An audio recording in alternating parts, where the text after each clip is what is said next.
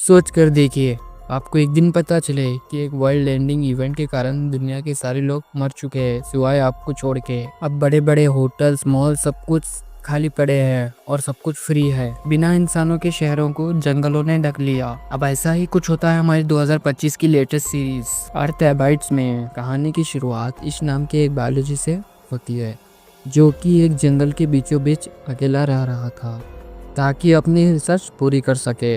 लेकिन अब इसी बीच उसे एक जहरीला सांप काट लेता है। इश्क घबरा चुका था और इसी गड़बड़ी के बीच उसका फ़ोन भी नीचे गिर जाता है, यानी कि अब वो मदद के लिए किसी को भी नहीं बुला सकेगा। तो वो खुद से ही हाथ पर कट लगाकर जहर को निकालने लगता है। यहाँ वो शहर से बहुत दूर रह रहा था, सो वो पानी पीते ही इसी कैबिन में बेहोश हो जाता है। उसे लगातार हेलोसिन्स हो रहे थे, जो कि सांप का जहर अभी तक कुछ बाकी था और वो कुछ दिन ऐसे ही यादगारी हालत में रहता है। उसी बीच एक रात में उसे हेलीकॉप्टर की आवाज़ भी आई, जो कुछ साइंटिस्ट अपने साथ ले जाने आए थे। शायद बाहर की दुनिया में कुछ इमरजेंसी आ गई थी, लेकिन अंदर इश्क आवाज़ नहीं कर पाता। और ये समझकर अंदर कोई भी नहीं है, वो साइंटिस्ट बाहर से ही वापस लौट गए। कुछ दिनों के बाद फाइनली बचे कुछ जहर का असर भी ख़त्म हो जाता है और वो खुद को हेल्दी महसूस करने लगता है। लेकिन क्या पता कुछ जहर अभी भी बाकी हो, इसलिए वो अपनी गाड़ी को स्टार्ट कर शहर वाले हॉस्पिटल में जाने लगता है। लेकिन अब शहर में जाते ही यहाँ पे सब कुछ बदला हुआ था। इश्क देखता है कि अब यहाँ रोड पर कोई भी जिंदा इंसान नहीं है। पूरी दुनिया में तबाही फैली हुई थी। सड़कों पर हजारों गाड़ियां बंद पड़े हुए थे, उन गाड़ियों में सभी लोग मरे हुए थे। वो जल्दी से एक रोड साइन पर पड़ता है। असल में कुछ दिनों पहले इस दुनिया में ऐसी बीमारी फैली जिसने चंद दिनों में सारी आबादी को मार डाला। अब कोई सरकारी नहीं है, या कोई नियम कानून बचे हैं। इश्क रोते हुए जल्दी से अपने घर जाने लगता है, क्योंकि उसे अपने पेरेंट्स को देखना था। उसे पता भी था कि वो खुद इसलिए वो इस बीमारी से बच गया, क्योंकि वो कुछ दिनों से जंगल में अकेला रह रहा था। अब घर आते ही इश्क देखता है यहाँ तो उसके पेरेंट्स कई दिनों से मरे पड़े थे। अब कुछ देर वो रियलिटी को स्वीकार करने के बाद अपने पेरेंट्स की कब्रें खोदने लगता है ताकि उनका लास्ट राइड कर सके। अब आने वाले कुछ दिनों में वो समझ चुका था अब यहाँ उसके टाउन में उसके अलावा यहाँ पे कोई जिंदा नहीं बचा था। लेकिन उसे उम्मीद थी उसके अलावा यहाँ बाहर भी कोई सर्वाइवर्स बचे ही होंगे, जो कि उस बीमारी से इम्यून रह गए होंगे। इसलिए अब वो सेफ्टी के लिए साथ में गन और बाकी सरप्राइज लेकर वो लास वेगास शहर में जाने लगता है। रास्ते में जो ब्रिज उसे शहर में जोड़ता था वो भी ब्लॉक पड़ा हुआ था। तो काफी लंबा सफर तय करने के बाद निश्को दूसरे रास्ते से लास वेगास जाना पड़ता है। लेकिन अब ये शहर भी खाली पड़ा था। यहाँ दूर दूर तक कोई भी जिंदा नहीं है। बड़े बड़े होटल्स और कैसीनोस खाली पड़े थे। तो इश्क थक हार कर एक फेमस होटल में रुक जाता है। यहाँ अब जब कुछ सब फ्री था तो वो अब महंगी वाइन्स पीने लगता है कि अब अगली ही रात उसके पास दो और सर्वाइवर्स मिल्टन और एन आते हैं, जो कि उसी की तरह वो इस बीमारी से इम्यून थे। वो दोनों इससे कहते हैं कि वो ऐसे ही कोई बहुत दिनों से ऐसे ही महंगे होटल में रह रहे हैं। मिल्टन इसको टीवी का आखिरी पोस्टकार्ड भी दिखाता है, जिसमें अनाउंस किया जा रहा था कि वैज्ञानिक इस नई बीमारी के एंटीडोट नहीं खोज पाए। और इसके बाद यूरोपियन देशों में गृह युद्ध छिड़ गया। लोग राशन पानी के लिए एक दूसरे को मारने लगे और सिर्फ कुछ ही दिनों में हर कोई मारा गया। इश्क जान पाता है कि मिल्टन और एन ने आज किसी जिंदा इंसान को देखा है, यानी कि पूरी दुनिया में जिंदा बचे हुए लोगों की संख्या बहुत कम होने वाली है। वो ये भी जान पाता है कि अकेले रहने पर मिल्टन और एन की मानसिक हालत बहुत खराब है। हेनरी फील करती है कि उसने वीडियो कॉल पर अपने पति और उसके बच्चों को मरते हुए देखा था, जिसके बाद अब उसे जीने की कोई इच्छा नहीं रही। अब इस आने वाले कुछ दिनों तक इन्हीं के साथ इस महंगे होटल में रहने लगता है। इतने महंगे और ब्रांडेड कपड़े सब कुछ फ्री होने पर अब उन्हें कुछ भी अच्छा नहीं लगता, मानो ब्रांड्स की कीमत इंसानों के साथ ही ख़त्म हो गई हो। मिल्टन भी बताता है कि वो एक बहुत बड़ा बिजनेसमैन था। उसने अपनी मेहनत से बहुत कुछ कमाया और ना अब उसके पास उसकी शोहरत है और ना ही फैमिली। सो अब उसने अपने पास एक गन रखी है ताकि अब वो तीनों एक साथ अनलाइव न हो सके। अब ये सुनकर तो इश्क घबरा कर बाहर भागने लगता है, क्योंकि उसे अभी जीने की इच्छा थी।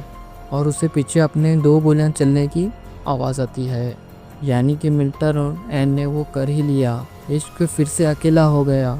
उसे लग रहा था कि मानो पूरी दुनिया में वो अकेला ही जिंदा बचा हो। सो बड़ी तेज से अपनी गाड़ी चलाकर शहर से बाहर निकल आता है और उसे इसी रास्ते में एक डॉग मिला और उसे इसी डॉग में उसका एक साथी मिल चुका था। इसी के साथ उसे जीने की उम्मीद और उसे लकी नाम देता है और अपने साथ रख लेता है। यहाँ से इसने अपनी लाइफ को एक नई सीरीज से जीने का फैसला किया और वो बहुत सी सर्वाइवर्स बुक लेकर अपने पुराने वाले घर को वापस आता है, जहाँ पे वो लकी के साथ रहेगा। वैसे भी खाने और राशन पानी की कोई कमी ही नहीं थी और धीरे धीरे समय बीतते हुए उन्हें 1 साल हो गया है। इश्क और लकी एक साथ रहते और दिन में वो बाहर घूमने जाते हैं। बेशक से शहरों में कोई ना हो, लेकिन वो किसी और जिंदा सर्वाइवर की तलाश करते कि एक दिन लकी एक घर को देखकर भौंकने लगता है, जिससे कि धुआं निकल रहा था। इश्क अब लकी को देखकर वहीं जाने लगता है, यानी कि वहाँ अपने अलावा कोई और जिंदा इंसान मिलेगा और उन्हें यहाँ पहुंचकर एक ऐना नाम की लड़की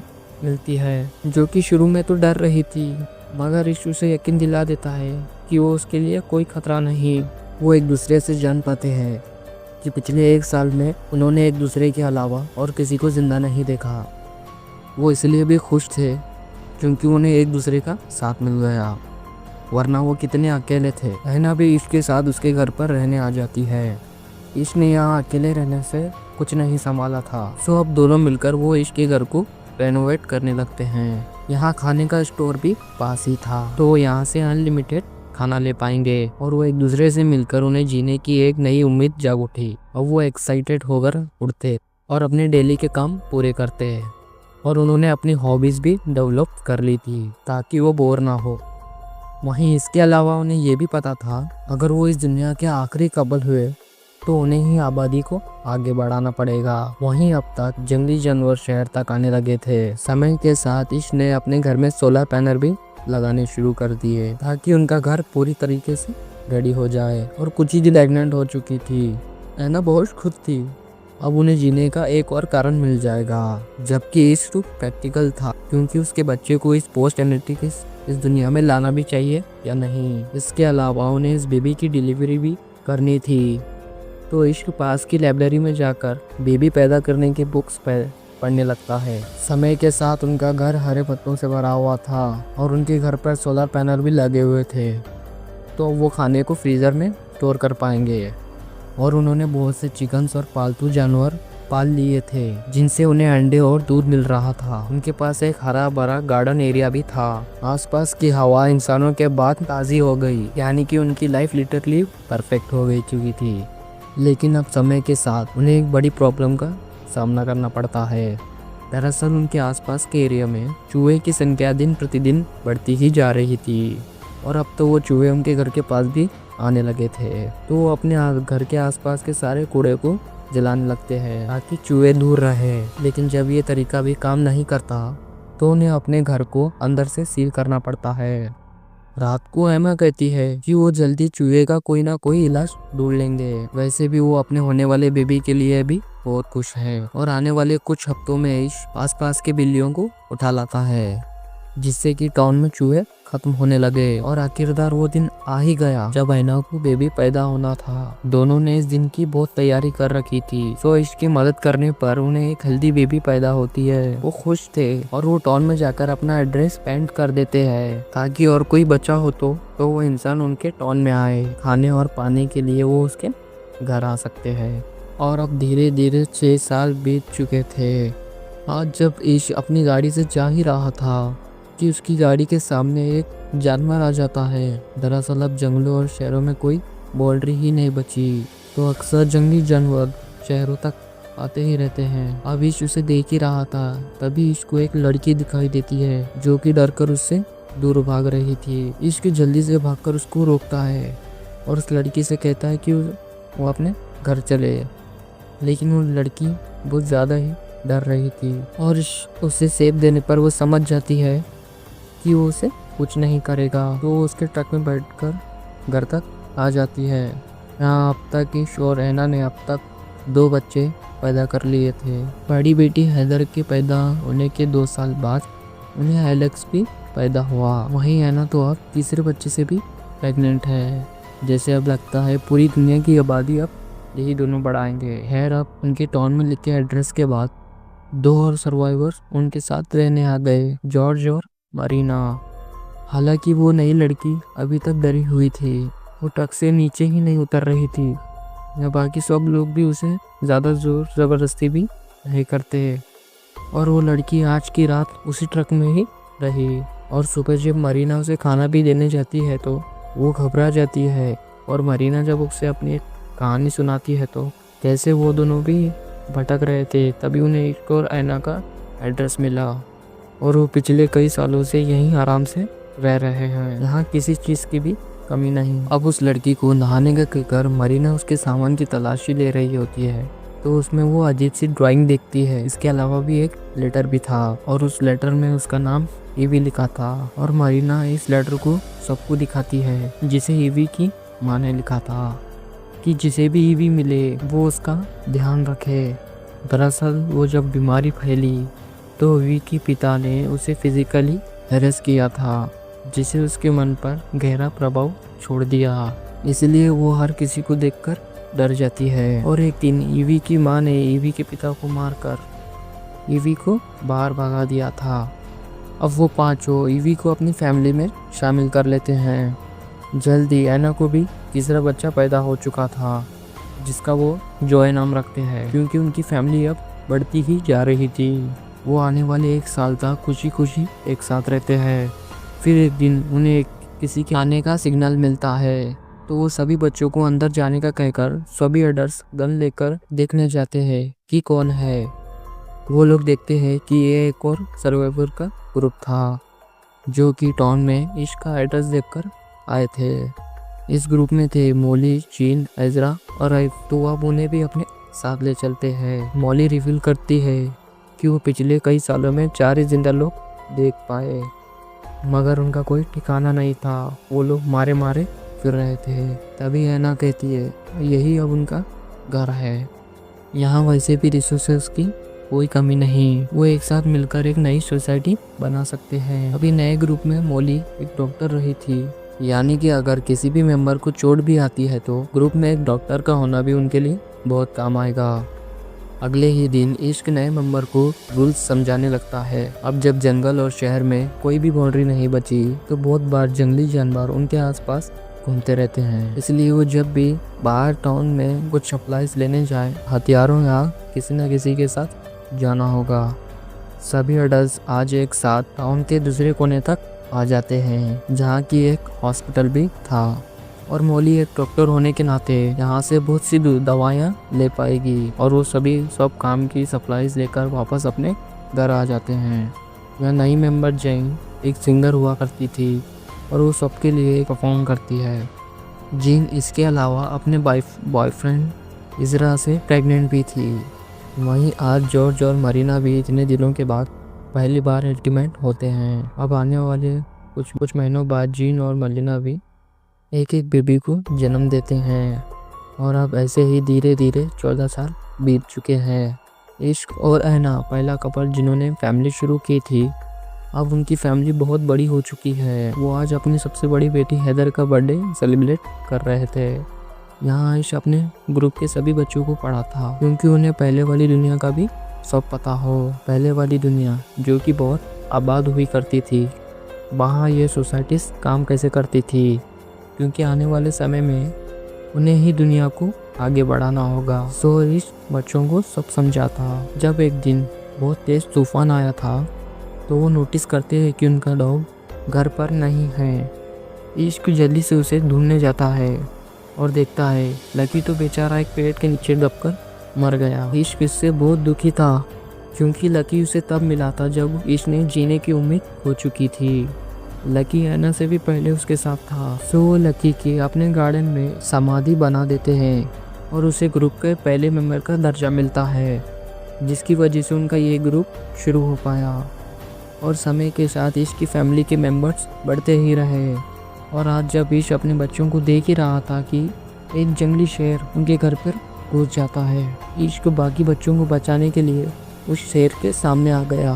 और बाकी लोग जब तक उसे बचाने आ जाते तब तक वो शेर ईश को बुरी तरीके से चीर पार कर भाग चुका था।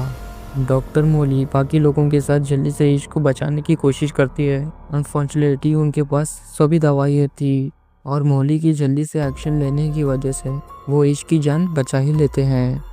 ऐना भी गन के साथ जाकर उस शेर को मार गिराती है ताकि वो किसी और मेंबर पर फिर से अटैक ना कर दे। आने वाले कुछ हफ्तों में इश्क फिर से चलने लग गया था और अब 17 साल पूरे होते हुए बच्चे अब बड़े हो चुके हैं। इश्क अपने बड़े बेटे जॉय और एलेक्स को सर्वाइवल के सारे चीज़ें सिखाता है। वहीं अजरा का बड़ा बेटा राइस और इश्क की बड़ी बेटी हैदर एक दूसरे को पसंद करने लग गए। वो दोनों अक्सर एक साथ ही रहते और वो अपनी फैमिली से कहकर अकेले बाहर की दुनिया देखने जाने का फैसला करते हैं। बाकी लोगों को भी पता था कि उन्हें आपस में ही आबादी बढ़ानी होगी, तो उन्हें किसी को भी एतराज़ नहीं होता और वो दोनों को गाड़ी में वेपन्स और राशन पानी देकर उन दोनों को घूमने के लिए भेज देते हैं। लेकिन अब आने वाले समय में उन्हें पानी की कमी पड़ने लगती है और पास के ही टैंक पर जाकर उन्हें ये रियलाइज़ होने लगता है कि अब आसपास का सारा पानी ख़त्म हो रहा था। दरअसल इंसानों के अचानक ही ख़त्म होने से मौसम का प्रोसेस बिल्कुल भी बदल गया, जिस कारण पिछले कई महीनों से बारिश नहीं हुई। यानी कि ग्रुप को पानी के लेकर बहुत बड़ी परेशानी खड़ी हो जाएगी कि तभी उन्हें अपनी तरफ 2 और गाड़ियाँ हुए आती हुई नज़र आती है। यानी कि और भी सर्वाइवर्स जल्दी से अपने घर आकर सभी को सतर्क करते हैं। क्या पता ये नए सर्वाइवर्स खतरनाक हो और वो उनका घर छीनने की कोशिश करे। दरअसल ये ग्रुप चार्ली का था और वो ये रिवील करता है ऑयल का सौदा करने आया है। दरअसल उनके पास एक ड्रिल मशीन थी जिससे कि वो ज़मीन में ड्रिल कर ग्रुप के लिए हैंडपम्प बना देंगे और उन्हें पानी मिलता रहेगा। लेकिन इसके बदले में उन्हें उनका सारा ऑयल चाहिए ताकि वो यहाँ से ड्राइव कर 500 मील आगे दूसरे हिस्सों में जा सके। अब इसके ग्रुप के पास वैसे ही पानी की बहुत कमी थी, तो वो इस ऑफर को मान जाते हैं। वैसे भी वो ऑयल का क्या ही करेंगे। तो इसके कहने पर अब चार्ली के ग्रुप एक जगह मिलकर एक जगह पर ड्रिल करना शुरू कर देते हैं। इस प्रोसेस में वैसे भी कई दिन लगने वाले थे। तब तक चार्ली का ग्रुप उनके इवेंट्स में ही रहेगा। वहीं इश्क समय के साथ ये नोटिस भी करता है कि चार्ली उतना भी सीधा नहीं, उसने रिसोर्सेस के लिए कई सारे सर्वाइवर्स को भी मारा था। और ये सब जानने के बाद अब इश्क अपने ग्रुप को अकेले में कहता है कि उन्हें चार्ली से अब सावधान रहना होगा और साथ ही उन्हें अब इस घर की सेफ्टी भी करनी होगी।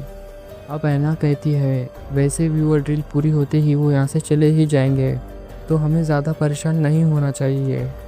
आने वाले 2 दिनों तक ड्रिलिंग चालू ही रहती है और फाइनली 4 दिनों के बाद उन्होंने नीचे से पानी निकाल ही लिया। इससे सभी बहुत खुश थे और इश्क चार्ली से कहता है उनका सौदा अब पूरा हुआ, वो उनका अब सारा ऑयल लेकर यहाँ से चले जा सकते हैं और वो सभी इकट्ठा होकर एक रात सेलिब्रेट भी करते हैं। हालांकि इश्क चिंता में था क्योंकि चार्ली बहुत खतरनाक है और ऐसा लग नहीं रहा कि वो आसानी से वो यहाँ से चला जाएगा। अब रात को सबके सोने के बाद इश्क बाहर से किसी की चिल्लाने की आवाज़ आती है और वो बाहर आकर देखता है कि चार्ली एक रूम से निकल रहा था, जबकि बाहर उसका साथी सैलेस पहरा दे रहा था ताकि वो किसी के आने पर वो उसे इशारा दे सके। इश्क जल्दी से भागकर उसी कमरे में देखने जाता है जहाँ अंदर ईवी रोई जा रही थी। वो बताती है कि चार्ली ने उसके साथ ज़बरदस्ती की। इश्क जल्दी से अपने ग्रुप को इकट्ठा कर सब बता देता है। यहाँ बाकी मेंबर्स भी बताते हैं कि चार्ली के ग्रुप के पास बहुत ही खतरनाक गन्स है और वो कह भी रहा था कि वो यहाँ से अब कहीं नहीं जाएगा। इश्क कहता है फिर तो हमें चार्ली को जान से मारना पड़ेगा, वरना वो ऐसे ही अपने ग्रुप के लोगों को हैरास होते हुए नहीं देखेगा। आज उसने ऐसा ईवी के साथ किया है, कल को किसी और के साथ भी करेगा। यहाँ बाकी सारे लोग उसके पक्ष में तो थे, मगर वो ये भी डिस्कस करते हैं जब पृथ्वी पर वैसे ही इंसान नहीं बचे तो उन्हें क्या चार्ली को जान से मारना चाहिए। लेकिन इश्क के अनुसार अगर वो चार्ली को मारते हैं तो उनका ग्रुप कुछ नहीं करेगा और वो एक साथ चार्ली को घेर लेते हैं। उसके ग्रुप को पता चलने से पहले ही इश्क प्लान के अनुसार चार्ली को जान से मार देता है। इश्क को खुद भी बुरा लग रहा था क्योंकि उसने पहली बार किसी की जान ली है, मगर उसे ये सब अपने ग्रुप के लिए करना पड़ा। वो अगले सुबह चार्ली के ग्रुप को बताते हैं कि वो अब हमसे बदला लेने का ना सोचे, वो चाहे तो यहीं रुक सकते हैं मगर उन्हें हमारे कामों में हाथ बटाना होगा। अगर वो जाना चाहते हैं तो अभी के लिए हमेशा के लिए चले जाएं। अब बाकी सब लोग तो यहीं रुकने के लिए मान जाते हैं, मगर चार्ली का सबसे खास दोस्त फाइलस उन पर गुस्सा होता है कि उन्होंने हमारे लीडर चार्ली को अचानक से अटैक कर कर उसको जान से मार देते हैं। अब इसका ग्रुप डर जाता है कि वो कहीं हम पर अटैक ना कर दे, मगर बाकी मेंबर्स कहते हैं कि उन्हें भी पता था कि चार्ली बहुत बुरा इंसान था और वो लीडर होने का गलत फ़ायदा उठाया करता था। उसने तो हमारे ग्रुप के बाकी लेडीज़ के साथ भी ऐसा ही किया था। सो वो खुश है कि वो मारा गया और थाइलस अकेला ही था जो चार्ली के मारे जाने पे बहुत अफसोस था। सो इश्क उसे बाहर निकाल देता है। हालांकि हाइलास कुछ देर के बाद वापस भी आना चाहता था, क्योंकि उसका बाकी ग्रुप तो यहीं रुक गया और वो बाहर अकेला सर्वाइव कैसे करेगा। लेकिन चार्ली उसे अंदर नहीं आने देता, क्योंकि चार्ली के गलत कामों में भी साइलस ने उसका साथ दिया था और वो सज़ा के रूप में उसे यहाँ से निकाल रहे हैं। और यहाँ से समय और आगे बढ़ता है। अब पूरे 20 साल बीत चुके थे। बिना इंसानों की दुनिया अब बिल्कुल बदल ही गई। अब यहाँ सभी ग्रुप के बच्चे एक नया प्लेन बनाने का एक्सपेरिमेंट कर रहे थे। इसका बेटा कहता भी है कि आने वाले समय में वो उसे परफेक्ट कर लेंगे ताकि वो पहाड़ों से आसानी से नीचे उड़ सके। लेकिन अब आने वाले कुछ दिनों में ग्रुप के कई सारे मेंबर्स बीमार होने लगते हैं। उन्हें जल्दी ही रियलाइज़